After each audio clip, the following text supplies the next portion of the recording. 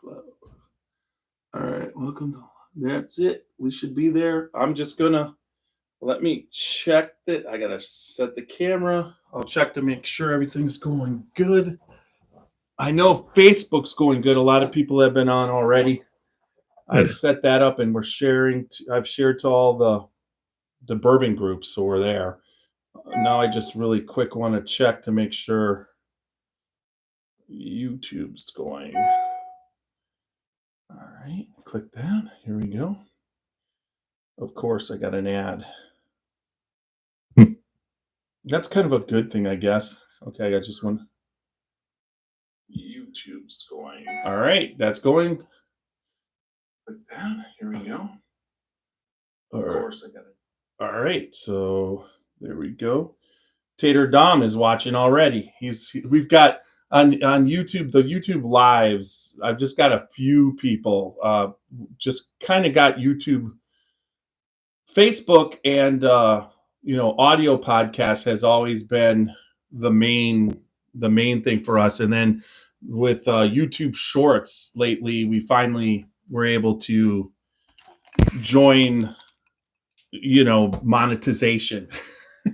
So that helps. Yeah, it does, doesn't it? Sort of nice. So yeah, I mean, I have to admit, I'm a little bit nervous. I mean, I've watched you on the roundtable a lot, and it just kind of, you're kind of like the professional part of it, and you have. I'm kind of the. They've got humor, and I'm the straight guy on it. So everyone plays their role. Yeah, well, and I'm hoping to break out of my shell a little bit with you though. Oh, that would be wonderful. And it's funny because a lot of the times you listen. I mean, you're on there. I've met Fred a couple times, and we've just recently he was up here in Ohio, and we kind of, I got to talk to him finally. I knew him kind of from Facebook a little bit, but then met him personally. And I guess, when you're talking whiskey, a lot of times if Fred's on, although Kenny doesn't let him steal the show, but he tries. It's tough. Yeah. It's tough. You gotta rein him in. And I say that with love, but you got to rein him in. Yeah, he does. He's good at talking. He's good at it.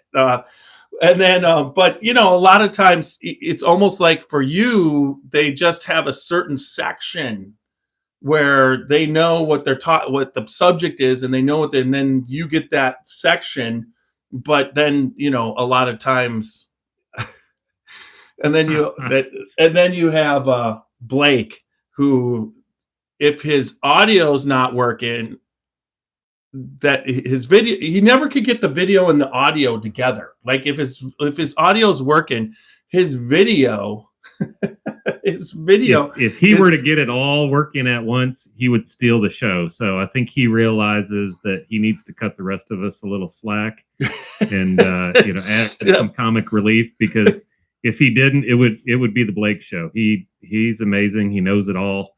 He's got an opinion on everything. He wants to let Ryan be the man of the people. But if he had all technology firing on all cylinders, he'd be unstoppable. I agree. It's kind of like, it's funny because a lot of the data, you guys get supplied, you might get supplied through different sources, but he actually collects the data himself. Yeah. He has real world data. He's got first person knowledge, and the rest of us have opinions, and he knows what he's talking about. So it's fun to have Blake on. Right. And he doesn't get the data straight from one place. I mean, if you get data on, Beam, or you get data on, Heaven Hill, it's coming from Heaven Hill and Beam. I mean, but his data is from all of it, what's being purchased off that shelf. So that's kind of cool. Yeah, it's good stuff for sure. So James Jacobs is the one who kind of, he met you, Jamie did, and then mentioned that, you would want to come on the podcast. So I was kind of excited about that so he's watching tonight. So I asked him if he wanted to be on, and he's like, no, fine. I'll watch. Watch. Oh man. Should have come on. Yeah. More merrier. he doesn't. I mean, so far, he's a fan of the podcast, and he participates. And we do a lot of. One of the things that we like to do is go around and do stuff, And then when we're doing stuff, because we've got 6 people total, 5 people total. Sorry, and so on any given night, unlike like tonight, myself, it's me, and then the other people can join in, but a lot of times, they all have lives. So I don't push anybody to do it. And sometimes we're all here. Sometimes it's just me. Sometimes it's my wife will come down and, she was planning on it tonight, but she's a midwife. And so she was up all last night and this morning. So she's upstairs, almost asleep. Mm-hmm. So that's how all that goes. We'll keep the racket down. Now, I will tell you, I got 2 things to say about last month. One, everyone shows up for Stephen, and 2, I can't keep up with Stephen. So that was a remarkable episode. He's one of my favorite guys in the whole industry, whole world. So it's tough to follow him a month later, but really enjoyed listening to him. Yeah, that was fun. That was fun. So obviously you kind of heard, you've watched a couple of the episodes in that. Yep. Yeah, that was interesting. That was the same thing, a long time in the making, because I had him on early during COVID, I think. He came on. Okay, I didn't see that one. Right. Well, it's further back on YouTube, and what happened was, I just contacted him, and he said he would do it, and he did it from his kitchen. He was in his kitchen, and it was dark and whatever, but it was right when I was learning, all the Zoom technology and everything. I was watching when I would watch you guys, but I really didn't have a clue yet on how to do it. But then once that hit, once COVID, everybody learned how to do Zoom and everything. Now, I have to admit, I still haven't figured out anything as far as logos. I'm trying to get backgrounds and logos, but I technically run this, so when you technically run it and you're setting up all the scheduling and you're doing everything and you podcast live 2 times a week, it really, like the weekend comes and I'm like, yeah, I really need to edit this content. And we went to New Orleans Bourbon Festival. I have so much content. I'm getting good at capturing the content. It's just getting back into editing the content. Right. Once you have that much content, it's kind of a backlog almost when you need to then get into editing. It's tough. Yeah. And although, when you're editing, like normally like TV shows and everything, they get into editing and it could be, after they shoot, it could be, 6-9 months before they're airing it. But the content is so current that if you wait 6-9 months to download the New Orleans Bourbon Festival, it's almost time to go again. Exactly. Yeah. You got to be a lot quicker than that. You're like practically kind of the daily news type thing. All right. Okay. So we're live on YouTube and Facebook, and I'm going to start the audio podcast. And the way the audio podcast goes is there's going to be a brief 30-second pause for us while the sponsor, who is Alan Bishop, he does one piece at a time Distilling Institute on YouTube. So he sponsors the podcast, and I promote his podcast. If you have ghosts, if you have everything in that. But it's big news today. Did you hear? He's left the Spirit of French Lick, and he's gone to Old Homestead Whiskey Company. They announced where he had left French Lick, but he announced that today that he went to Old Homestead Whiskey Company, and I was like, hadn't heard that. No, I must have been under a rock today. That's great news. Yeah, I know he was. Old Homestead Whiskey Company has Jolie Kasperzak, who was with him at French Lick, that eventually she left, and now they're back together. And the two of them on a podcast is wild, that's for sure. Yeah, I got to find those. Yeah. Yeah. So anyways, all right. So I'll start that. And then right after that, you'll hear our theme song. Yep. I'll introduce you. How do you, just Yeah. No. Good question. Good question. Haara. Haara. Thank you. Yeah, like Haara. Yeah. Okay, that's easy. Now, a lot of people will say Haara, and I don't even bother correcting them. But when someone asks me how to say it, I say Haara. Well, I wouldn't be a good podcaster if I didn't ask. Right? I mean, it's not like you hear that a lot on the round table. You know, you're Brian. Oh, yeah, we never say last names. I don't Yeah. know if anyone knows last names. So, no, good question. Okay, yeah, and the worst thing is I'm so terrible at names. It's just it's like now that you said I'm so bad at it. I don't feel bad asking anyone what their name is because I forgot it or how to pronounce it. I'm past. I'm beyond all that. So I appreciate the question and it's good to hear. Well, okay, so hopefully I'll get it right. But you did grab your hair, so that's really Haara. easy. Yeah, Haara. I try to give the vision. I'm a visual guy, so I try. Yeah, that actually works for me. But what the worst is that I've asked somebody their name and met them and shook their hands, and it's somebody I want to know, right? And I'll walk away 15 seconds and I'll already have forgotten it. And the worst, I'm the same. People have all these, ways to remember the names, use it in a sentence, all that kind of, it doesn't work for me. The best thing, well, it's really easy. Although you have no knowledge of me almost, but it was easy to remember your first name because it's been years. It's just like easy, Although I had to keep looking on how to spell sipp'n, you know what I mean, to actually pay attention to that. That ended up being, when first getting on to Twitter, however long ago that was actually the hardest part is telling people how to spell sipp'n, how to get there. So I hear you on that one too. It was bad choice, I think. No, it's not. It's like one. I mean, I like the name, but as far as well, it makes people try harder and then they remember it more. You know what I mean? Yeah. So I think once you work for it, you remember it. Man, that's a good point. Yeah. All right. So I'll start it and we'll get going. I need to go on mute for it? No. Here we go.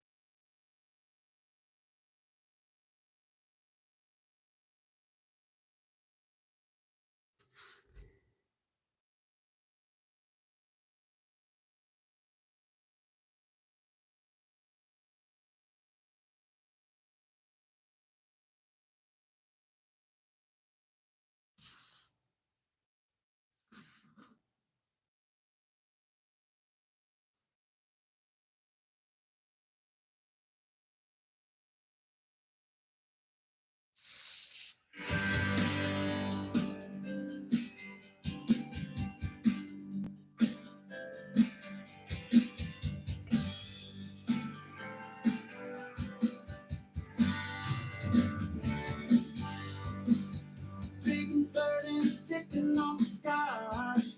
We get a little wild, but it's sure fun to watch. We love what we do, we're drinking every brew, and it's all sunshine, but we're telling the truth. Yeah, we're the Scotchy Bourbon Boys, raising hell and making some noise.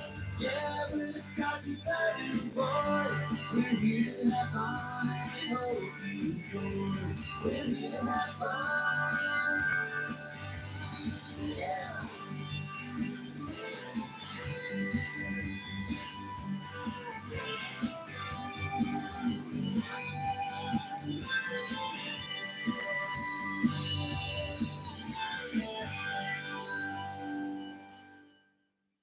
All right. Welcome back to another podcast of the Scotchy Bourbon Boys. Tonight we have a very special guest, Brian Haara. There you go. I got it. There you go. Welcome. I appreciate you having me. It's gonna be fun. It should be a blast. I'm excited having you on because this is something for a long time. It's kind of like when you watch somebody, over and over, and you get to know personalities, that type thing, and then also respect them for their knowledge. It's kind of cool to be able to have you on the podcast. So thank you for being on. it warms my heart. It's another way of saying I've done this longer than I ever would have dreamt. I mean, it's kind of crazy, and it's still going on. So I'm loving every day of it. That's awesome, and it's kind of good to be now through that whole experience of the last couple of years. You have to admit, right? Oh, absolutely, 100%. So for anybody, you're a lawyer, correct? Lawyer for the day job. Do a lot of business litigation and bourbon law. So that I've been able to marry kind of together. I'm a law nerd. I like that. Of course, I'm a bourbon, and let's call it enthusiast instead of nerd, and got to put those two things together. So, and what's really cool about the bourbon industry, I found it's kind of like the people within it are so down to earth, and then when you get into it and you start to meet those people, they need all the.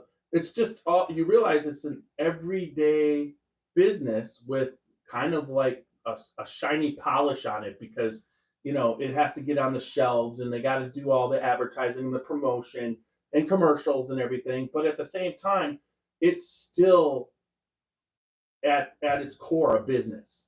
You know, Absolutely, and it's a some of them are factories, so it's a manufacturing business, and you've got all of this. You've got so many dynamics going on with international markets and what's going on in our market, and you've always got pressures from 10 different directions. It's a high stress business, but I think you're right. A lot of people you don't see that because you're just focused on the celebrity ads or the what's shiny and new and has a horse on it that's on the shelf this week, and there's a lot of glitter and lights and smokes and mirrors.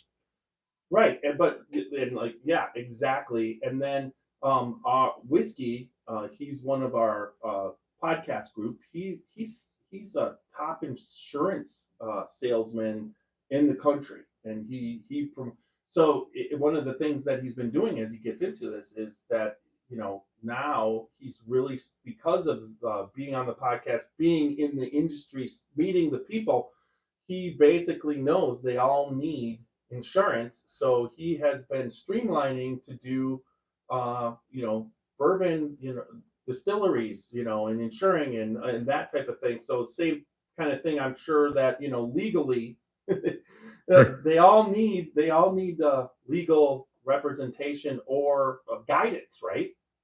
Sure. They need the legal side, they need the insurance side, they need the accounting and especially tax side. I mean, it's so tax heavy. So they need all those professionals. So one thing I've learned through this is I've always liked what I joke around as my day job. I've not been one of those people who say I'm dreading Monday morning or anything. So I've really liked it, but it's been so much more enjoyable when I can work on something for a bourbon client, a new vintage spirits bar opening up or a new brand, some guys coming in from out of state trying to start a brand in Kentucky, doing it the right way. It's just it's warms my heart to have those kinds of clients and help somebody in an industry that I love so much. Yeah, and then also one of the things you wrote a book called Bourbon Justice, and Yeah. uh, and from everything that I've what would you say researched about it is that uh, history is recorded in court documents, and And I never would have guessed it. Yeah, go ahead. right, and I that's something, but the court documents for the most part, because sometimes we get stuck in that we are making history, and because we're in modern times and it's somehow different than what they did back then. They didn't have as much technology and all that stuff, and it wasn't as big of a country, but in reality, I'm sure at the time they were thinking of the hundred, how far advanced they were compared to 100 years before that. You know what I mean? The same kind of thing we do, and now we're 100 years past it, and it seems like it's way in the past, and somehow we're so much more advanced. You know what I mean? Where you just sometimes have to realize what part we're playing. That's right, and it's just this progressive advancement in it. I mean, when these guys were starting, everything was pot still, the way Alan likes to do it, and the columns still started coming in. And when they started, it was all pot. It was not only just a pot still, but it was open wood fires. And then they started going to boilers and steam heat and all these sorts of things. So there's all this advancement that they were experiencing and trying to deal with and trying to understand the science of it. We've got such a better handle on the science now. I mean, it must have been something else growing up in the bourbon industry in the 1800s. There's just so much to keep up with, so many changes. And yeah, and well, even how can you say that there's a lot of changes now, and that's one thing, as like you said, I mean, the laws in Kentucky over the last 5 years, just to be for what you can do, like I remember going to the 2019 Kentucky Bourbon Festival, and you basically, it was the first time ever that if you had something, you could walk around with it. You could take it with you. Mm-hmm. It was just that's all you could do. And before that, you couldn't even walk around with a bourbon or a drink. And now, when you look at what you're going to be able to do this year at the festival, and and then by being a part of the festival somewhat, I've learned so much about non-distilling produce and listening to the roundtable, the NDPs and whatever. And as far as that goes, I mean, and you being a lawyer, I mean, anybody who wants to get into it from that standpoint, such as what Kenny and Ryan did, that they have to have a lawyer to tell them what they can and can't do, right? You better. I mean, some people have tried it without it. I mean, it can get expensive, but you need a lawyer on your team. You need a CPA on your team who understands the taxes.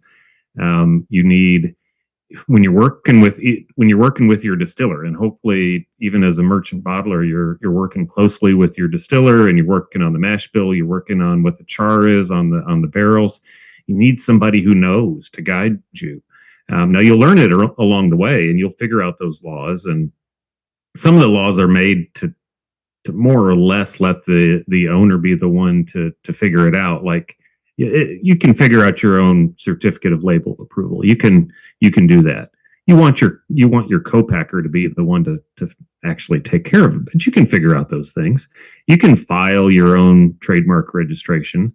Now, an attorney might be able to do a better search, but there are some things you can do for sure. But boy, you better have those professionals in place, 100%. And then so let's just like take Kentucky, and you got Bashir as the governor, right? And it Yep. seems like the legislature and the governor have been on the same page to take Kentucky, where they were being restricted, and as the rest of the country is like taking off like handcuffs that just they're still restricting it, but they're actually taking off, they're just starting to take off the handcuffs of almost like them not letting them, like Indiana, you couldn't even, for the longest time, you couldn't even distill there. I mean, it's pretty new to the state of Indiana. Whereas now Kentucky seems, where as those states were kind of catching up to them, that they're have good legislature and good rules to make it start to work, so that the distillers can get the whiskey to the people, and then at the same time, then they can make more money in taxes. Well, I think that's right. It's a really good point, and I think what you need to rely on to get the law changed is someone who takes an interest in it. And in Kentucky, we've been pretty lucky to have a guy named Eric Gregory at the Kentucky Distillers Association. I mean, he's just had fantastic ideas that he's been able to help talk to members of the General Assembly about, get some interest there, get them to understand why there should be direct to consumer shipping, how that's going to help the small distillers and the large ones at that. He's the one who can get in there and help convince the people, the legislators, and get them behind allowing things like you're experiencing at the Kentucky Bourbon Festival. Or when you go on tours, if you went on a tour 10 years ago, you got a sample that was about that deep. And that's all they could give you. So now you can get a little bit more for your sample. Actually taste the bourbon that you're there to get. And they've got gift shops now where you can buy the bottle of something that you just tasted. So there's been so many advancements, and I like the analogy. You're taking off the shackles, you're taking off the handcuffs. You're letting the industry provide exactly what the consumer wants. So, all right. So let's get into history. Yeah. Talk about the distributors. So the history of distribution to where we are now, and then a little bit to the point where are we as far away from distribution as we think we are? Are we in the modern times of distribution, or are we a veil over the top that distribution hasn't changed that much since prohibition was lifted?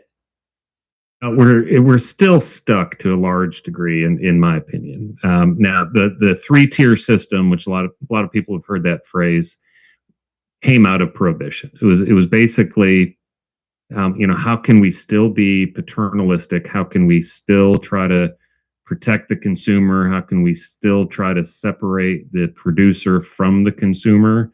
And they came up with these 3 levels. So you've got producer at one, you've got the wholesale / distributor in the middle, and then you got the retailer.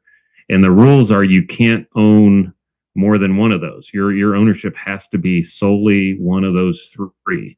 And then beyond that, you can't, as a producer, you're not supposed to be dictating what the retailer does. There's a rule called a tied house rule. You basically can't have a retailer that just sells one type. You can't provide, as a producer, you can't provide a lot of benefits to the retailer. You can't set the retail price even. That is done. That's out of your hands once you get it to the wholesale level.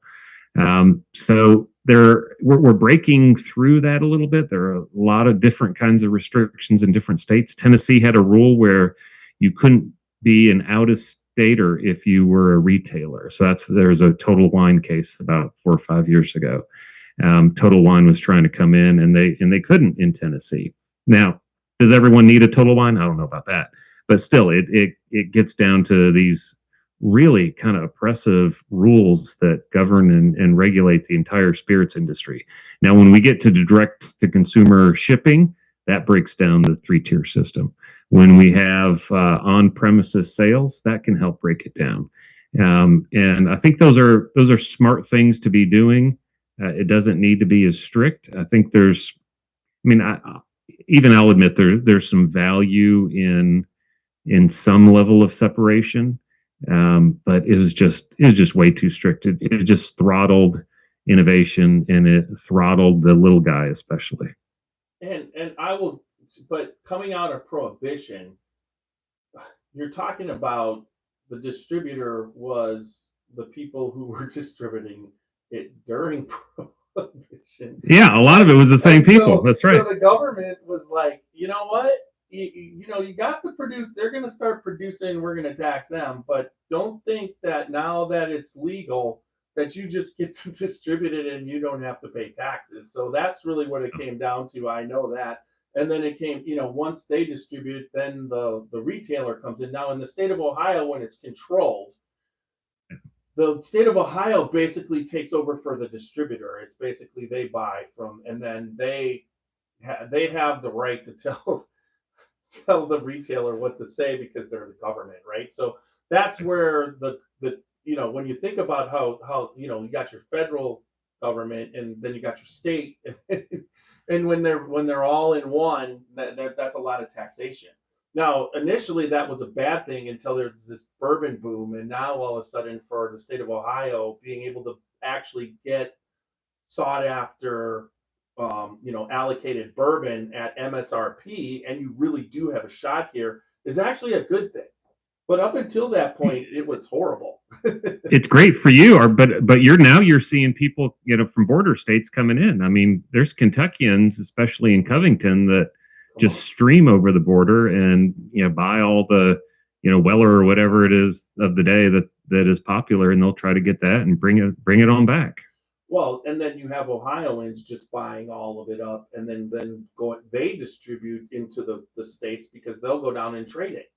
Yep. Now Kentucky on that end has actually really kind of curbed that. They kind of cracked down on that, with the retailers trading with the people from, that used to be something, but that, now I wanted to talk about that because this is where realistically I want to know your opinion on this whole thing. Enforcement. So that's always been a problem in the United States. We have lots and lots and lots of laws, right? Enforcement on the level of any law, and we've kind of coming through COVID, there's a lot of laws that basically had the ability to enforce it challenged. Even stuff that shouldn't have been, so it really comes down to now two things. The consumer breaking the law or whatever, as far as trading or reselling on a secondary market, that in itself is in most cases illegal. And but at the same time, the consumer is the one that's buying the alcohol. And if the government goes in and puts the people who are breaking that law in jail, then you kind of trash the market in itself, because I really believe there's a place, not that I'm serious with this. I don't participate in the secondary market. I never have. I've traded a couple times, but not to the point of, where it's like my friend has a bottle and he wants this and we trade. I mean, that's it. But the secondary market, in my opinion, really gives the producers a really good knowledge of what they're making. Okay, so if that secondary is going crazy, they know they're not making enough or whatever. It's a good study point for them, but it also comes down to nobody wants to put anybody their consumer in jail. I mean, they don't want to fine them. They don't want to make this something. Right now, it's such a fun thing to do. They don't want to, so enforcement really comes down to it, right? And it's always been the problem. So what do you think about that? What's your opinion? Man, there's so much going on in that. It's tough to even know where to begin. But I do have a couple thoughts on it. So as far as setting the price, you're absolutely right about that. I mean, I remember when you could go to the Willet gift shop and get, a 20-year Willet, and you used to just absolutely choke that it was, like $350. Just a outrageous price in 2013, 2014. But what Drew would find is people would in the parking lot would be posting a bottle for $1,000, $1,500, and it's just from a retailer to see 10 seconds later the bottle that you just sold, you put your heart into, going for $1,500 instead of the $350. One, it kind of sucks because you didn't get that, but it helps you know what your value is. And you saw Willet prices in the gift shop go up. And I think it's, he hadn't told me that, but I think you can see it happen. And I think it's a direct correlation. So it helps set the retail price. Now, eventually, the producers would charge the wholesalers more for it, and then the wholesalers would charge the retailers more, and that's going to raise it too. And now we're in a world where you don't bat an eyelash now to have $150, $250, $1,000 bourbon, whereas 10 years ago, I remember writing some post that I wasn't going to spend more than $50 on a bottle. It's crazy talk now. I mean, it's wishful thinking then, and it's crazy talk now. So you're right. That helps set it. The illegality of it, you're right. It's illegal in every state for someone to sell on the secondary market. You can't sell if you're not a licensee. So you've got states like Kentucky that in 2018 passed the vintage spirits law. There's still some dispute over, really what qualifies as a vintage spirit. If it's a 1934 old granddad, yeah, that's a vintage spirit.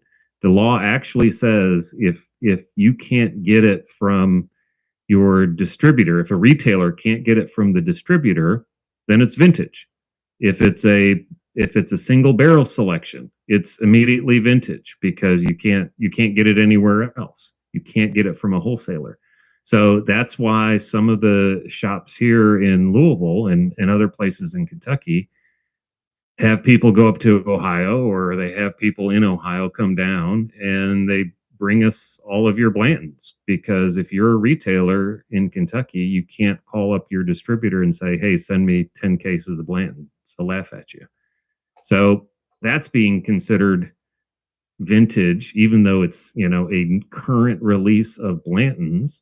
And the Kentucky ABC, I don't think really agrees with that, because they're the ones who've raided Justin's House of Bourbon and are trying to make that argument. They raided Doc Crow's. They took bottles off the shelves from both Doc Crow's, which is a restaurant downtown, and from Justin's. So it's kind of the Wild West out there, and those cases are still working their way through the administrative system, and I'm totally watching those. I want to see how those shake out.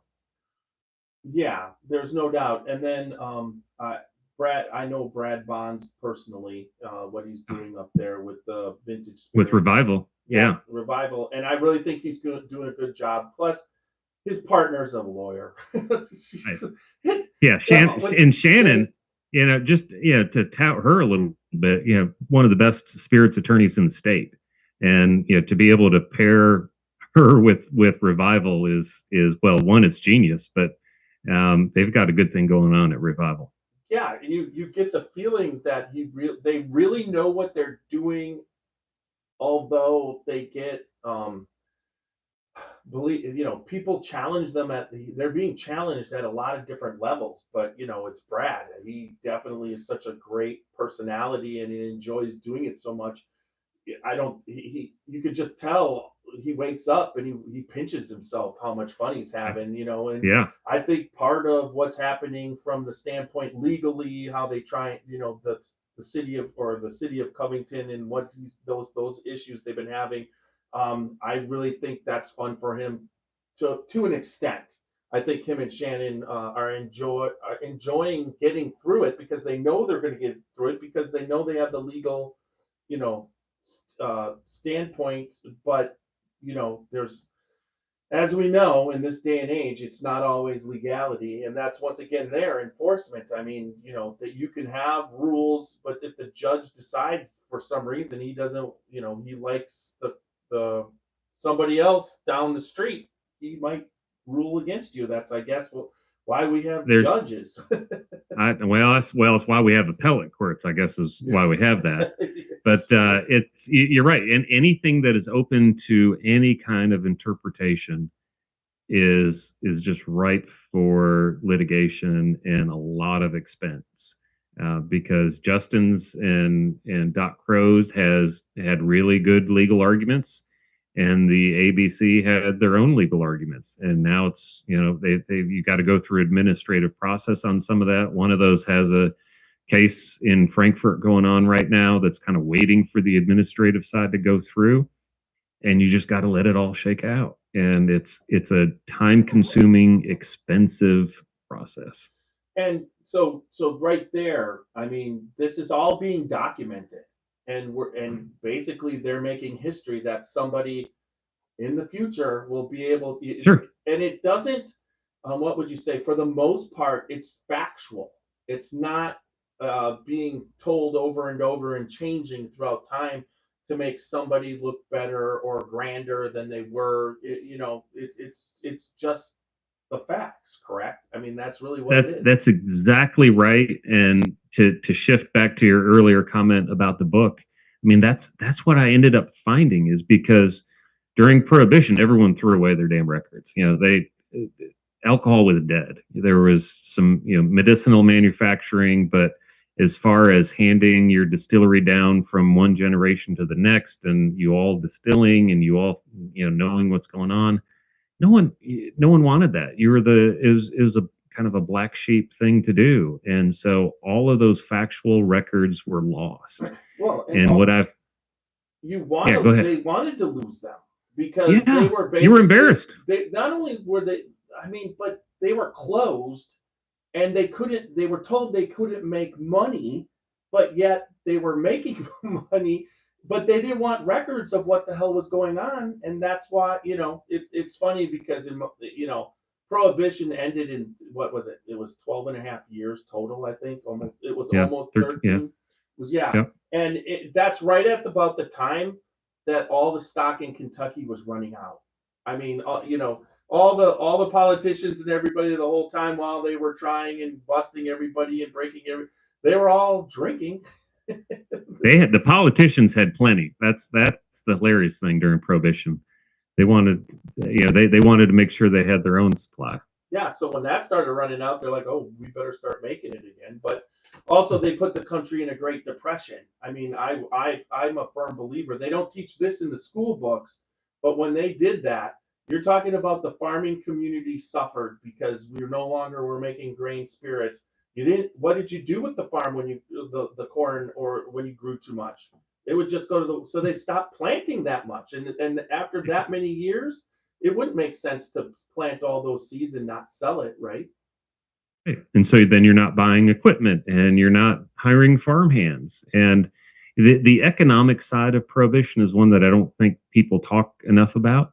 But if you look back at the pre-Prohibition era, when the distillers are arguing against it, they're not arguing based on, alcohol is not dangerous or alcohol is great, it's great for people. They're not making those arguments. I mean, those would be dumb arguments to make. They were approaching it from wait a second, let's go ahead and control this, control my industry, control my livelihood, but think about the tax consequences.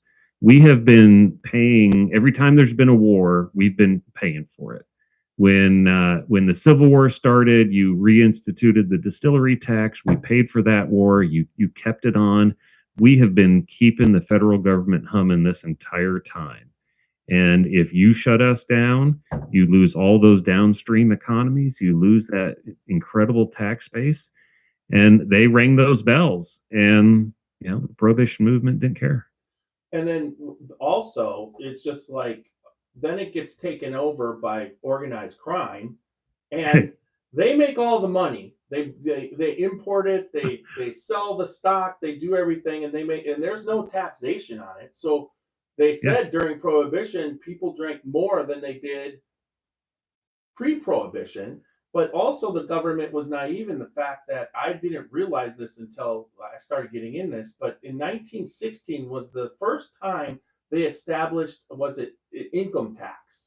If I'm not, or was it property tax? One or the other, right? Yeah, I think that's the income tax. Yeah. So they thought, now that they're getting income tax, that they're just going to they don't need the taxation from the alcohol.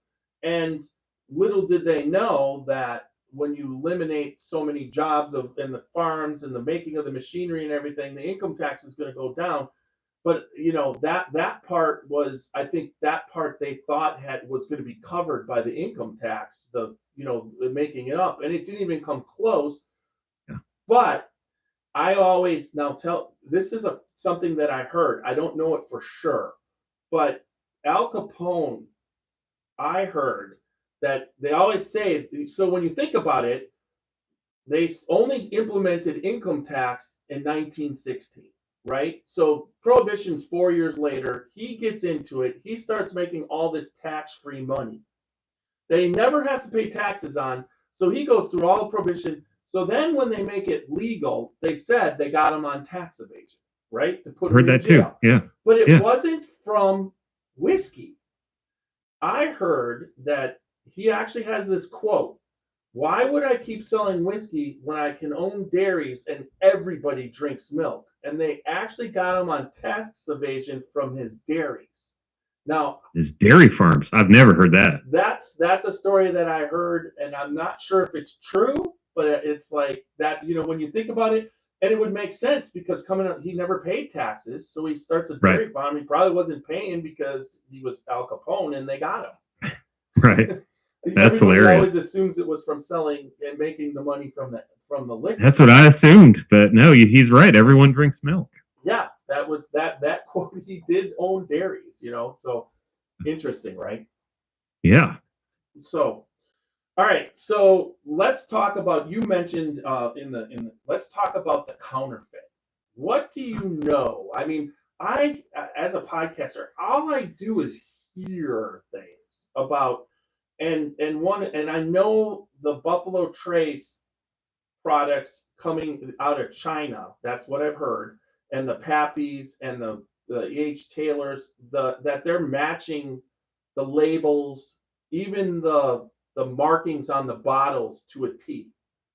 So is that something is that really happening? I mean, what do you know actually what the government knows, and what are they trying to do at this point? I've heard those rumors too. I don't know factually whether that's really going on or to what degree it is. But I mean, I don't doubt it. I mean, if you're in China and you can do pirated DVDs and pirated software and all those sorts of things, sure, why not do what the hot commodity is now? So I think that's definitely happening. All of the distilleries are working on anti-counterfeiting measures. Some of them have the near field communication chip on the closure, like Buffalo Trace has done with the BTAC line. But I tell you, they have to worry. I think before they worry about China, the thing to worry about is consumers, about people listening to your show, who are on the active on the secondary market. They got to worry about guys doing refills. I mean, that's the fraud that you and I or anyone on the secondary market is going to experience, because there are 1,000 ways to figure out how to get a label off cleanly and to put it on another bottle. I mean, you still go to eBay now. Anyone right now listening, go to eBay and look up empty Pappy Van Winkle, and you can pay $150, $200 if you get the velvet bag with it. You can come away with an empty Pappy Van Winkle. You use that label, you fill it up with something else, you get a new closure, you figure out how to fool somebody, and you sell it for 10 grand. That's, I think, what people need to worry about. And that's harder to check in some ways, but easier in others. When the deal is too good to be true, it's too good to be true. Nobody out there, please, please, please don't buy bourbon off of anyone on Instagram or Twitter. There's some easy things to do to not get tricked. Yeah, even I get asked all the time, because I'm in a lot of bourbon groups, and someone will ask me, "Do you know this person or that?" I'm like, I don't. I tell them straight up, unless if you're trading with somebody, know them. You shouldn't be trading somebody that you don't know really well. I mean, somebody who's not gonna them enough not to rip you off. I mean, it's just that simple. I mean, and there's even I'm talking about just trading. If you're talking about buying secondary, that's a whole different story. But once again, I just say the same thing. Know the person, because if you're doing it with a stranger, somebody who you just met or whatever. I mean, but how many times just on a podcast do I get, "Oh, if you does anybody need any bottles? I've got bottles," and it's like it might be we just had Lawrenceburg on. It's like you don't have any bottles. It's just like it's just pure scam right off the bat, right? 100% scam. I mean, it's crazy. And we just had a news story last week locally about someone buying whiskey on Facebook, and they went to the local news station because they never got it. Surprise, surprise, they never got it delivered to them. It's like, okay, you're an idiot. But the trouble is when you buy a counterfeit bottle on the secondary market, are you going to go to the police about it? Nope. Okay, you just did something illegal. So No, you're not. So there's not a lot of enforcement out there on the secondary market sales. It always makes the news. If something happens in Pennsylvania, it makes the news. When there's a bust in some random town, it makes the news, and it makes the news because it's so rare that law enforcement does anything about it.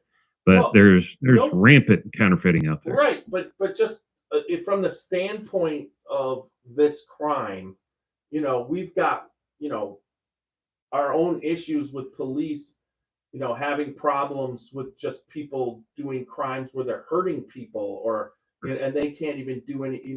There's so much in it right now that realistically, when the only thing that gets hurt on a counterfeit thing from the police standpoint is your pocketbook, and you could write that up as there's all the warnings out there, right?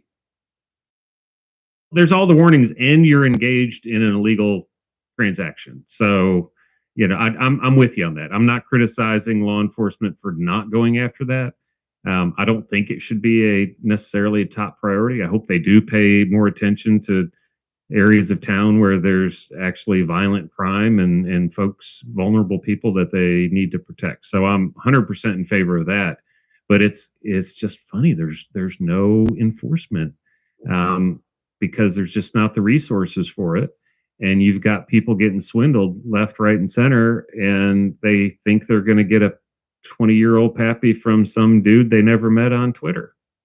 Yeah, and just also I think the secondary market's smart enough that if they're gonna refill a bottle, they refill it with Jim Beam or whatever. They're not putting Yeah. in something that's gonna kill somebody, because if that started to happen, you're all of a sudden getting sick or whatever. That'd be a whole different story of enforcement needing to be done. It's not like you're getting bad heroin and dying because of fentanyl. I mean, that's a whole different breakdown, right? I mean, of what we're Right. talking about. So, and they can't Yep. enforce, if you haven't noticed, that they can't even enforce that. So If you haven't noticed, that's a good point. it's probably the least thing on their radar. But yeah, so now the last thing not the last, but one of the things, as far as like talk about, like, from my standpoint, our group does barrel picks. We've just finished up our Elijah Craig barrel pick. We're being in the state of Ohio, and it being I can do the pick through Ohio, but I'm basically similar. I'm worse than the retailer, because I basically have to um, basically buy it and then for retail, and then it's just got to be straight across retail to retail, kind of thing, which Mhm. is not a problem, because you get the fun of doing the barrel pick, and then all the people in your get to do it. Makes it worth it. Yeah. But talk about, I see a lot of people that do a lot of the picks, you know what I mean? But then they want to go in and start their own brand because they sold so many barrels. They sold their barrel picks left and right all day long, and they're selling. So then they think that, well, if I just buy some barrels, I do a blend, I can sell it as my own brand, and it's pretty much the same thing, similar. So does from a legal standpoint, that's got to be a pretty big jump. It's a huge jump. I mean, you're depending on what you're picking. So you're Elijah Craig. Would you get about 120 bottles out of it? 72. So you had a low Oh, barrel. I got a short barrel. Oh my I God, I got love short lucky though. barrels. I had vouchers for pre-sale, and they were that was everybody, and I hadn't cut it off yet, but then I had probably 40, 50 people waiting for it to get delivered, and they were just gonna, weren't gonna do the pre-sale. And when I found out what the the barrel was, I believe they said 72, and I was at 60. No, I was at 78, but one of my podcast, the person in the podcast had purchased 10. So I backed him off, and everybody was able to get. But it really now going forward, all people are asking, when's your next pick? And I didn't get any. So it's almost like, what you can't have kind of thing. So it's been making it so much more popular. Just tapped into the Buffalo Trace marketing campaign strategy. And it's genius. And I didn't even do it on purpose. No, but you're right. It's a totally different ball game when you start with your own brand, because now all of a sudden you've got to be you got to have a permit from the federal government, from the TTB. You got to get licenses from whatever state you're in, from Kentucky ABC or wherever it is you're doing it. You're buying bulk from Brindiamo, some kind of broker. Maybe you have a deal from a distillery that is selling, and they're going to give you a non-disclosure agreement. So you've got all these legal obligations to deal with. If you move to that next step, that's to go back to your earlier point. That's when you need an attorney. If you're going to start doing that, you better get an attorney. That makes sense. People have said that. I've been offered people saying, "Well, you should start distilling, or you should start," because you as you know, when you're with the people in the industry, a lot of the smaller you do a lot of you participate in a lot of the business. The business is huge. Now I run just a history. I'm in recycling. I'm the plant manager of my cousin's paper recycling plant. The running of it is pretty much like a distillery. I mean, it's not, you're basically running large hydraulic machines where safety is a huge issue. You don't want people getting bailed. That's the that would be stuff. That's a bad day. Yeah. Training is very, very important. Worker attitude. Now, I think in the distilling industry, the worker attitude is a little bit better than in the recycling industry, because it's, they come to work where they make spirits and we basically recycle. We feel good about ourselves that we're saving the planet, but they feel good about themselves because they're making something that pays for everything. That's right.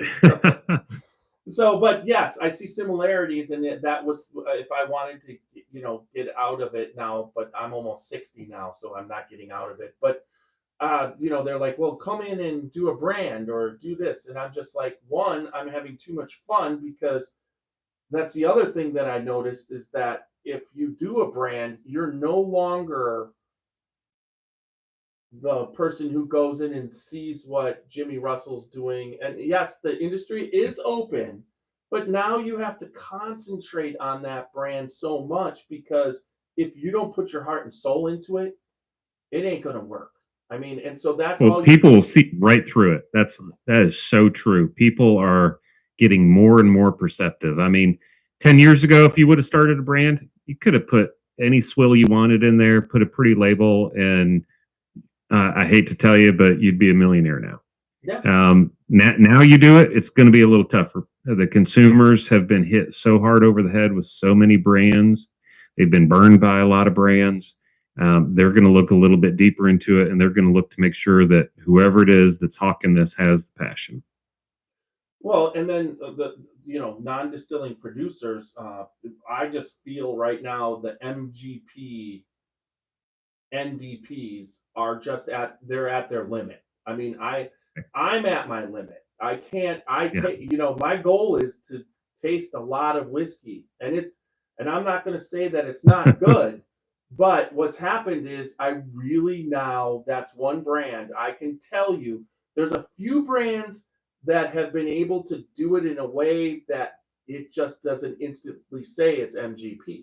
You know what I mean? You know it. Now, it's good. There's some distilleries that used it to get off the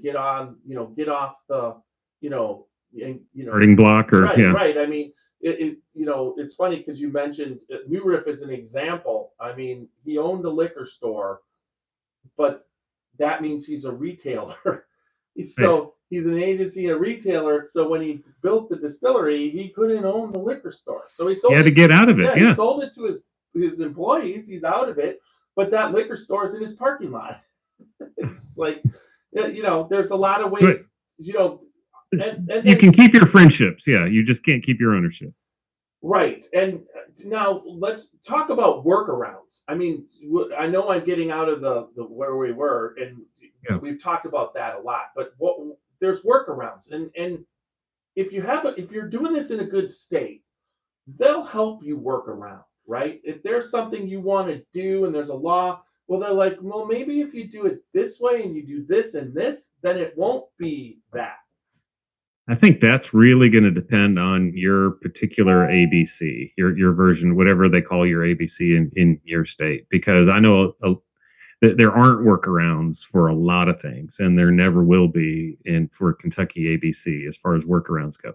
They're going to look for a change in the law, and that's where you finally get that law passed, and they have to let you do something another way. Um, but I think what they are good at is teaching you what the parameters are. You got to. Some people want to push the envelope, and they'll tell you where the line is, and you can then go up to that line as long as you're hearing that from the ABC. And do you find that the ABC, let's just say you were doing something and you weren't doing it on purpose, like just, I mean, because they're pretty much like, you're doing this, stop, right? I mean, they're just not going to go in there and try and. I'm not talking about Well, breaking a legitimate, solid, rule that everybody should know. I'm just talking about because there are so many intricacies of it nowadays, right? I mean, it's so heavily. I mean, there's no way people are going to know what all of the rules are. But you can. But for example, in Kentucky, you can't bring alcohol onto a licensed premises. So in a lot of states, they have a corkage fee, and you can bring your own bottle of wine in or whatever. You can't do that here. You literally will get in so much trouble if you bring alcohol onto a licensed premises. I think everybody knows that. But another example on the vintage spirits, back to the vintage spirits law, um, the retailer is supposed to put a sticker on every bottle that they get through the vintage spirits law that they buy from from an otherwise a consumer. And some retailers didn't do it, and the ABC just came down on them with just rains of thunder. And they're not allowing any workarounds. They're not doing any coaching on what to do. They went and they seized it, and I mean that's a shame to me. It's a freaking sticker, and that's what you're going to get them on. I don't know. well, and so in Ohio, there's two different. There's the they actually have a private sector and the government sector. The government sector is in charge of uh, enforcement, where the private sector is set up for advertising, and it's part of the government, but and you get that now people. It's just like who we've had in charge over the last couple years really turned the state around because of the Mhm. fact that they understood what bourbon was. They understand what it's going, and they've really made.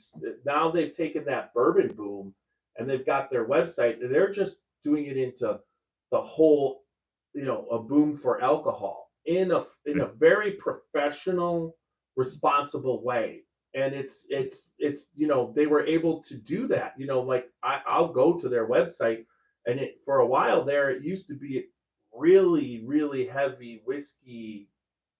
Now you'll go there and it's sees mixed drinks and different things and different spirits, and and they're then doing picks. They've been doing barrel picks here for our state, and which is great, but now they're doing barrel picks of tequila, and they're doing, what I mean, it's applying Interesting. to the rest of the industry, which only helps our schools and our roads. I think it helps everybody. I mean, it's people, they like to put the syntax on it, but it pays for so much. You just gotta. It's tough to turn down. Well, you can call it what I mean. Most of the people who we promote drinking responsibly. I mean, yes, there's that other aspect of it, but just because we've proven you stop making it, don't do it. they'll find a way to do it. The people will always find. So it's good that at least we're using it for other things. For instance, as we're going through the legalization of marijuana, first medically, which they're mirroring exactly what they did with prohibition. It was medicinal for 13, and then they brought it back, and that's kind of the recreational comes in, and that gives them all that actually allows them time to set up the distribution and everything. You can't just start off and it's a huge endeavor. But I've talked to some cannabis attorneys, which is actually a thing, and they say they are taking the playbook from the repeal of prohibition, and they're taking the playbook from the whole alcohol industry. I mean, they let us be the test run for everything, and they're doing great now. They're turning it around. But before we did this, people bought weed and marijuana. They didn't not smoke it. Everybody was smoking it, and the government makes no money. So nobody gets any money from it. It's just the drug dealers get the money. Whereas now you make it legal and record through all of a sudden that money, that tax money, actually can be used for people who don't smoke marijuana or whatever, participate. And I've always been a big believer that if you're going to be using something, the taxation, that's fine with me. You're using it. That's what a toll road makes total sense to me. You're driving on the road and you got to pay a toll to do it so that they can keep the road smooth and fill the potholes. Yeah, right, exactly. Right. And so you hope that when you're on the toll road, there's not a bunch of potholes, but that's beside the point. Yeah. But at the same time, if that's why I never have any problem, paying when people talk about the taxes, it's almost like you're buying that in the Yellowstone brand, $1 of each bottle goes to the national parks, but then the taxes go to so you're doing your part, right? Right. Yeah. Taxes are going to school. You're keeping the schools open. You're keeping the parks open. Drink more. And you're keeping the government in a lot of money to spend frivolously. But that's yes. So talk about your book real quick. So I want you to do that. Yeah. So it's called Bourbon Justice, and it's I basically, to go back to an earlier point, I found out that all of the facts about these distilleries are in these old lawsuits from pre-prohibition eras.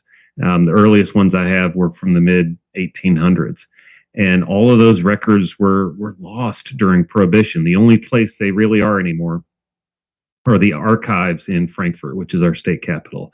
All of the trial courts send, they bundle it up and they send all their records to Frankfurt when their storage room gets too full. So I go there and I'm holding exhibits from the George T. Stagg versus E.H. Taylor case, things that were used in trial. I'm holding the things, and it's crazy. I'm reading the testimony, and it's written in that old Declaration of Independence calligraphy, and you got to figure out how to read it first. But then once you figure out what the letters are, I'm reading his words. And what I figured is that's the best place to find accurate facts, because maybe the only thing worse than lawyers are marketers, and the marketers in the bourbon world have just totally, you can't believe anything they say. So I figured that I can go to the source. I can hear these people, what they were saying in the 1800s, and I can tell an accurate bourbon story. And as I was doing that, what I found is bourbon was lead on trademark law. Bourbon was lead on workplace safety law. All these things came out of Kentucky because bourbon was so damn huge. And it all ended up working into a book. You had mentioned Fred Minnick, I think, before we went on the recording. And he was a great inspiration for me on it. At the time, he had already written Whiskey Women and Bourbon Curious and a few other books. And he's like, man, Brian, you got to put this into a book. And I kind of pushed him off for a little while. And finally he said, well, I'll write the foreword for you. You got to write this book. And so I tried really hard not to make it a law book. It's supposed to be a bourbon book. It's supposed to be a bourbon history book. It's just my shtick is my source material. So it was super fun, and I can't give enough shout outs to Fred for kind of helping me through that. So did a lot of the facts line up with the history that was there, the stories? I mean, did you find there's certain times where it just that was like, oh, that was real then, and then other times it was completely different?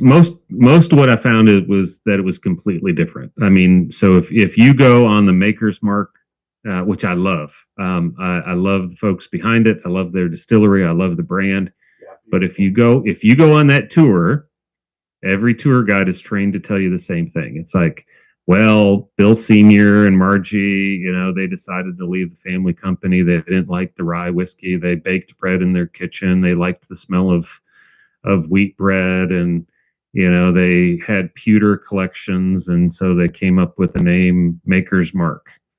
No. The real story is in Bourbon Justice. Bill Sr. got sued because what he wanted to name his distillery. So I'm going to leave that as a teaser. You got to go find that in Bourbon Justice. It is a different story. The facts are different in the lawsuits. So just Greg Schneider, who is right now master distiller of the Chicken Cock brand. He's bringing back the Chicken Cock brand. He started in Seagram's in 1978, and he went through the whole. He's worked at Wild Turkey. He's worked at Jim Beam, through the whole thing. And he just said that if you want to write some bourbon history, he's got 46 years to share with you. Because he knows. Excellent. It's funny because he knows the stories too. I mean, he knows how the master distillers are presented and what are they. There's a lot of times where they're the face of the distilling. Then there's been master distillers who don't distill anything. You know what I mean? Nothing at all. Yeah, they've got people distilling it. They might help with, and then there's even blenders. Like sometimes you think distillery, the distiller's blending, and then you find out somebody else is pretty much blending away. So right. But it had to be the same back then. I mean, it was completely the same. So another story then that I found is E.H. Taylor. Everyone calls him a distiller. He didn't distill a damn thing. He hired a distiller. Every single distillery that he ever had, he hired a distiller. And now you think of him, he's like, oh, he's this great distiller from 1870 on. He's the old Taylor distiller, all that. No, he was a distillery owner. He was like the first chief marketing officer. He's the one who figured out all this bourbon tourism stuff. He did all of those things, all great things, but he was not a distiller. And that's, I think, exactly what your point is. He probably bought the stills and knew which he paid for it, yeah, and paid for it and knew which ones he wanted to buy, but he wasn't running them. And I mean, and he went from James E. Pepper to what Old Fire Copper at the time, right, was the distillery, and was doing both of them. Yeah. Ended up losing both of them. Right. But then, just like any great entrepreneur, they'll lose everything, and they don't perceive it the same way. They just okay, that's gone. Let's work on getting people involved. Do it again. And that's one great thing about the bourbon industry. It's like people love whiskey so much, especially higher class people, the owner, the people who have the money for investing. There's a whole kind of thing, the politicians. And because of that, it seems like if you can have the knowledge to build or make it, there's a lot of people who will support you and help you do it. Now, do they stick around when things go wrong? No, everybody kind of jumps ship and then you take the fall, right? That's what it's designed to do as the owner, I think, unfortunately. And I mean, that's what he ran into, and it's something that plays out time and time again. That's the other thing I found in this. There's almost nothing new under the sun. I mean, the same issues keep coming up. And there's facts that are being laid out today in new cases that, I mean, might as well have been in the 1800s. And it's that part is fascinating to me as well. Well, even in distilling, people think there's some innovation happening, but after Prohibition, we lost so much that if Mhm. you get a distiller like that's running a pot still like Allen, how brandies are made and all these different other spirits, they were all being made back then, and they were all being and then when they came out of Prohibition, creativity had been stripped, and they had to spend so much time just to produce to meet the demand for just whiskey that they weren't doing anything, extra. And right now, you see a lot of people doing some things, but most of the stuff that they're doing has already been done before. They're just bringing it I'm back for a new generation. glad you said that because I am shocked for that amount of time, which it seems like a short amount of time for Prohibition. I mean, I'm sure it was long going through it, but in the historical perspective, it's a blip. Prohibition's a blip, and yet during that blip, like you say, we lost so much.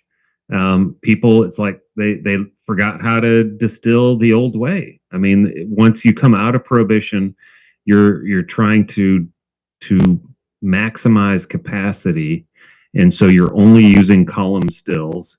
You're distilling to higher proofs. Your barrel entry proof is higher. You're getting permission from the government to go higher on all those things, and you're cutting corners wherever you can. And that mentality stuck around for ages. Yeah, I mean, and they did it really well in that one thing they were doing really well, but it took everybody to it just 2019 when I got in this, started podcasting. If you would have when you mentioned finished bourbon, there was a good amount of the community that wanted to actually hurt you because Yeah. it wasn't bourbon. What are you talking about? Why would you ever want to? I like bourbon, kind of thing. And now, as we go through every single different wine barrel from every region in France that you can come up with, you come up with it. It's like I think they're going to start making oaks up just because there's not an endless amount of those, but and liqueurs. But at one point they're going to be like, yeah, this is, and people are like, yeah, I want that, or what, it's now more accepted for those. And some of them, don't get me wrong, it's good. You know what I mean? And it's accepted, but there's so much of that going on, right? Yeah. I mean, and what do you think made us accept that? Because you're absolutely right. I mean, I remember people being ready to fight if they saw something finished. Well, and then you guys were talking about on one of the round tables the labels. Like, what was Mm. it? And it was an Irishish American. Wait, Yeah, that was the Irish style. So yes. Kings County came out with something that they called, I'm going to get it wrong, but it was essentially an Irish style whiskey. Because they used the pot still for it, and they what is I'm bad on Irish with is it double distilled maybe? Double. I Well, don't know what it's pot. It's yeah, double pot single is that malt. what It's a makes it? single malt, one season, one every, one distillery, and then into it and double pot stilled. Yes.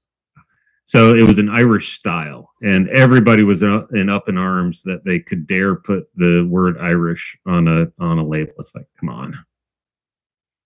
Well, and it's just like, you hear about over in England or whatever that there's people that put bourbon on the whiskey on, it's not like they're selling it here, but it's over there and they call it bourbon. And it's like, who's going to do something about it? It's an American law in Europe. It's Europe Yeah, has to want we've to Europe has to want to do something about it for that to happen, right? so we've got a treaty to protect it, just like we've got a treaty to, no one here can put Scotch on the label, and you can't even use things that sound like, lock, whatever. You can't put that on there either. So there's a treaty for it, but I think you're right. In Europe, maybe you'll get some interest in prohibiting it, but when you start getting to any of the BRICS companies or anything like that, it's wild, wild west. I bet there's dozens of folks out there putting bourbon on labels out there and selling it. Yeah. And it's funny because they can call it corn whiskey, and they could do that here, but once again, this is marketing, right? I mean, it's just once you have it stuck It's in, people are. I mean, realistically, we should be about the taste, not what it's called. But we love what we can have. We love packaging, and we love Mhm. experiences. And bourbon can give you all of that, and that's why it does so well. So, Absolutely. anything else you want to add? No, it's been fun. I mean, to find someone that lets me talk about bourbon history and law. I mean, you're you're forever. You've always got my gratitude. No, I mean that's part of why I love it. I love the aspect of what's the untold stories and the reality of things where everything always mucks it up. So it's a lot of fun to get into that. And the more I learn and know, and then it's so much fun because like if you hang out with Fred and Sandy, I mean that's the eighth generation distiller of something that's been around forever. And he's, Fred's been now Freddie. They're in charge of that, and then they've got all that history in their house, and just to be, knowing them, they're going to talk about them.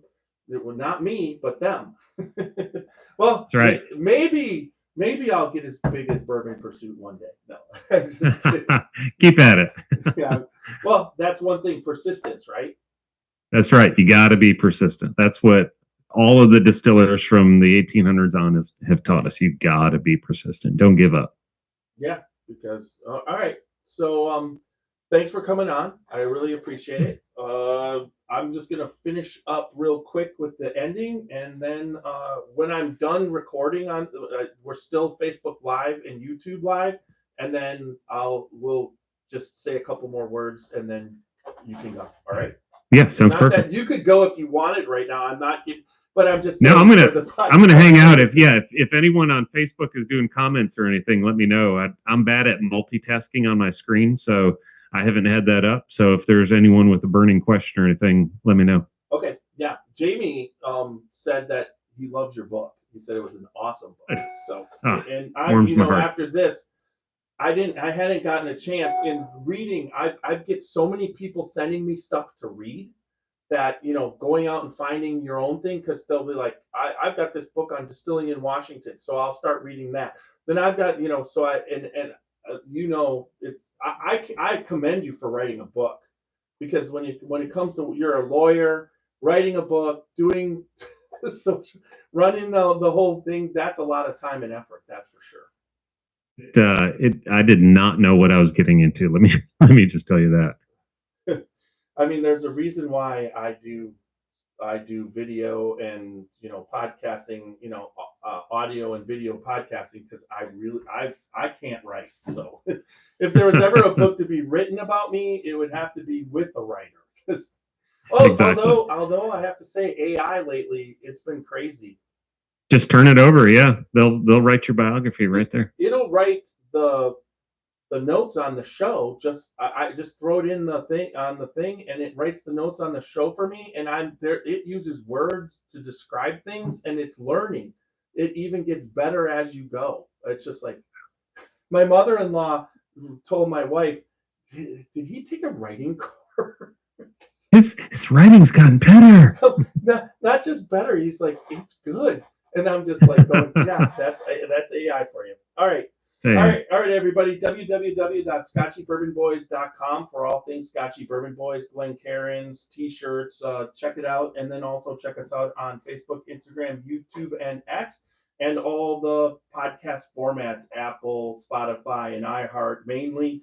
But if you listen to it, please like, listen, subscribe, and leave good feedback. It makes a difference. And with that said, good bourbon equals good times and good friends. Make sure that you drink responsibly, don't drink and drive, and live your life dangerously. All right, everybody, little Steve-O is going to take us out. Cheers. Cheers.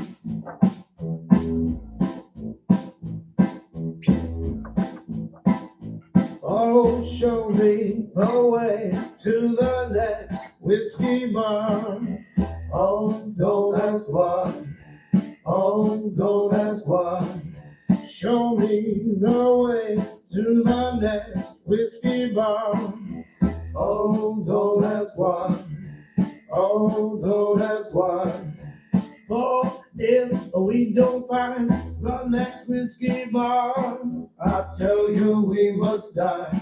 I tell you we must die. I tell you, I tell you, I tell you we must die. All right, so that's done. So we're still live on Facebook. Have you been looking at the? Let's see. That's what I was saying. I'm not a good multitasker, so I'm just starting to look now. ABC is so inconsistent with law's rules. That's Greg. Greg's the one that because he's working right in the. He experiences it, yeah. I mean, he's consultant. He's a consultant to the brand, and then also he distills it. I mean, and been in it forever. So there's no doubt. Once again, I think the problem always comes down to, even though when it comes to distilleries, the government is really, that's the taxation money. They pay attention, but it still comes down to, it's so big. Enforcement is a problem, right? It's absolutely. I mean, you got to keep getting more and more agents. And they started, this is also something that's not new. When they reinstituted the tax in 1862 to pay for the Civil War, they had to hire this fleet of people to try to impose the tax, and all the distilleries were trying to get out of it. And the more you tax, the more tax evasion you have. Yeah, and they always think you always hear the stories where they they got out of it. They got them, right. They catch them. Those are the stories where you hear that, but the majority of the stories is they got away with it.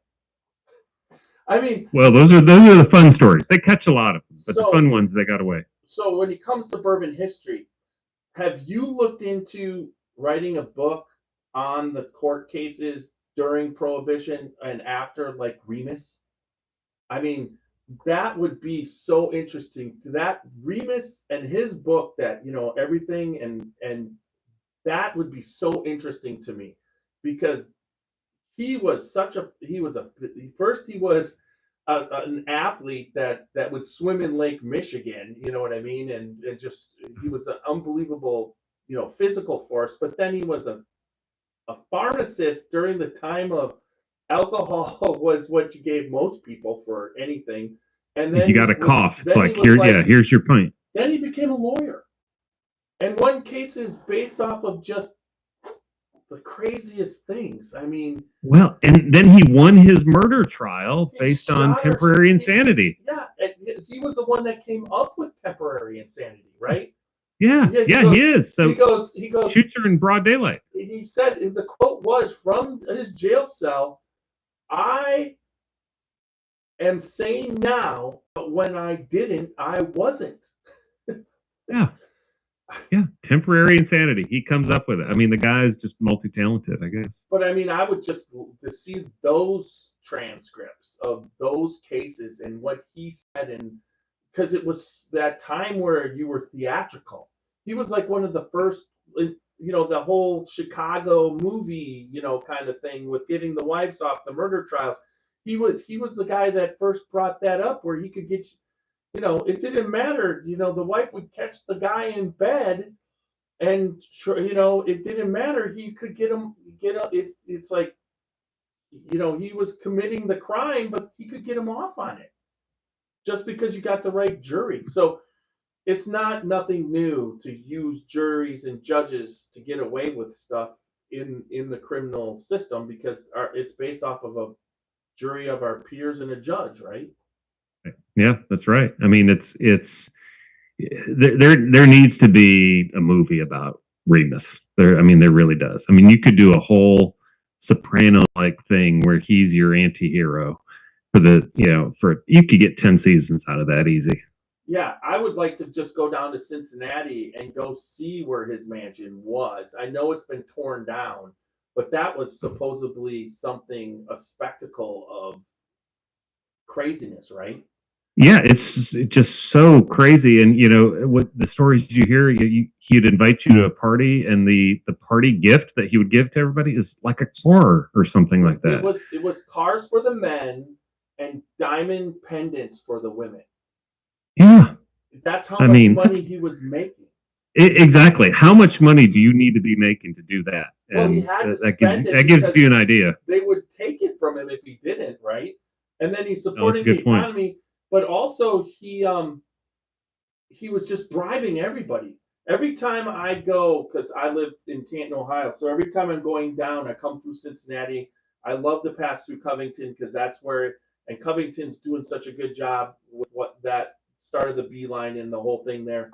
Uh, but I love crossing the bridge on the 71 because that's the same exact bridge he crossed that he would just pay off he'd pay off both sides and he'd basically pay them like a month. He'd pay them a whole year's salary per month for them just to look the other way. And I mean, who else, they're like, Who wouldn't take that? Yeah. Who doesn't just take alcohol. that? Yeah. But when you think about the bribes and then you realize that, the Jack Daniels, when they started raiding the Jack Daniels distillery with a gang, another gang to do it with. That's in the end what got him, and you were just like, and it was obviously the notoriety of that distillery because he was, MGP, which was what it's named now, right? Squib. Yeah, I still call it MGP. I Yeah. kind of refuse to say Squibb and Ross. Scribb and Ross, but that's what it was before. That's what it was, and when he was robbing that, pretty much nobody cared. It was an he could, but at the Jack Daniels barrel, he was actually siphoning off half the barrel, leaving the other half in there, and they would come up with the siphons and just load up, just and then get it tank out after of them tank. little by little, right? And it was just Genius. His stuff was always, the best, but Capone would get it and water it down. It's crazy. Anyways, all right. So everything's good. We did the live YouTube and Facebook. I'll just I fine tune the YouTube tomorrow morning, and the audio should be up later tonight. So I really appreciate you coming on, and appreciate you having me. This has been fun. Yeah, it's great. I look forward to meeting you in person. So one of these times. Let's do that for sure. Well, I do a lot of festivals, but where are you out of? You're just I'm in Louisville. You're just in Louisville? Yeah, I'm in Louisville a lot. Yeah. Well, send up a flare. Let me know. I will, for sure. I appreciate it. All right. I'm going to end it off. All right. I'm going to sign off. Yep, sign off. Good night. Cool. See ya. Thanks.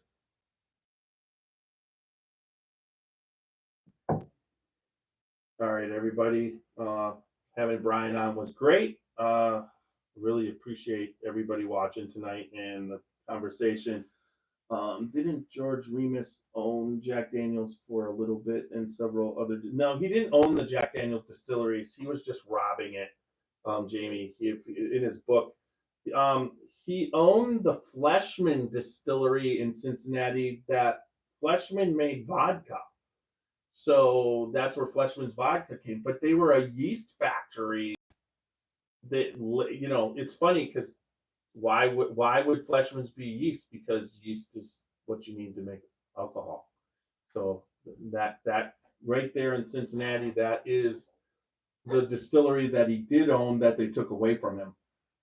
But he was going across into Kentucky consistently, taking the stocks out of the distilleries so that he could have the good bourbon. He was the guy. All right, I'm going to end the Facebook. Thank you, everybody, for watching tonight, and look forward to seeing you next week. Next Tuesday, we will be live 8:30. Facebook Live, YouTube Live. All right.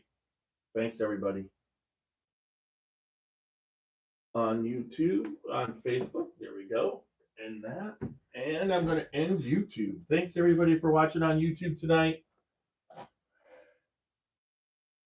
Here we go.